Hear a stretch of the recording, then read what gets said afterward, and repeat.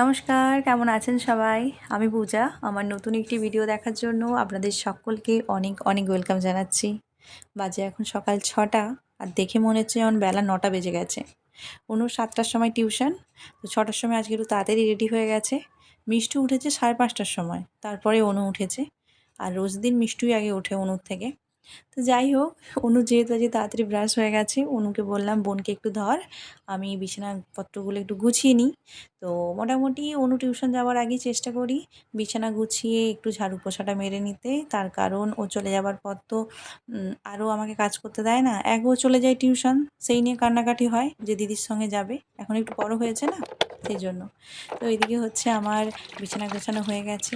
আর এদিকে মাছের ডিবেতে কত বরফ জমে গেছে, ফ্রিজটা বরফটা গলানো হয়নি সেই জন্য। তো মাছ বললে ভুল হবে, মাছের মাথা আছে আমার ২ পিস, সেই মাছের মাথাগুলোকে আজকে ব্যবস্থা করতেই হবে, অনেক দিন হয়ে গেল রয়ে গেছে ফ্রিজেতে। আর এদিকে মিষ্টুকে খাবার খাওয়াবো। এখন ওই প্রায় ৭টা ১০-১৫ মতন বাজে।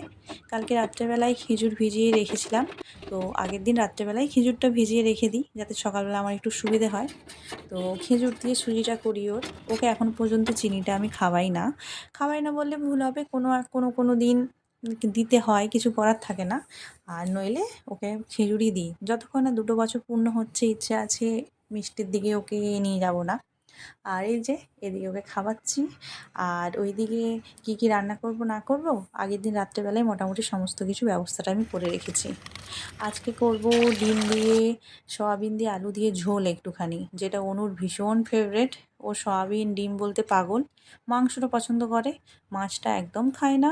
আর ডিম সেদ্ধ খায় না, ডিম ভাজিটা আবার দুবেলা দিলে দুবেলাই খাবে। আর এইদিকে হচ্ছে ডাল বসিয়েছি একটু, মিষ্টুর আর আমার দুজনের হবে। আমি তো এখন মাছ মাংস ডিম ৩টে কোনো জিনিসই খাচ্ছি না, রিচ খাচ্ছি না। যেমন এই তরকারিটা খাবো না, একটু তেল মশলা দিয়ে হচ্ছে তরকারিটা, কারণ আমার একটু বারণ রয়েছে, শরীরটা খারাপ সেই জন্য। এদিকে তাড়াতাড়ি আমার রান্নাবান্না গোছ হয়ে গেছে ৯টার মধ্যে। এখনও কাচা ধোয়া সমস্ত কিছু বাকি আছে, শুধু রান্নাবান্নাটাই হয়েছে। আবার মিষ্টু তো ৫:৩০টার সময় উঠেছে, ওকেও একটু ঘুম পাড়াতে হবে, নইলে আবার এদিকে যদি লেট করে ঘুমোয় দুপুরবেলা আর ঘুমোবে না।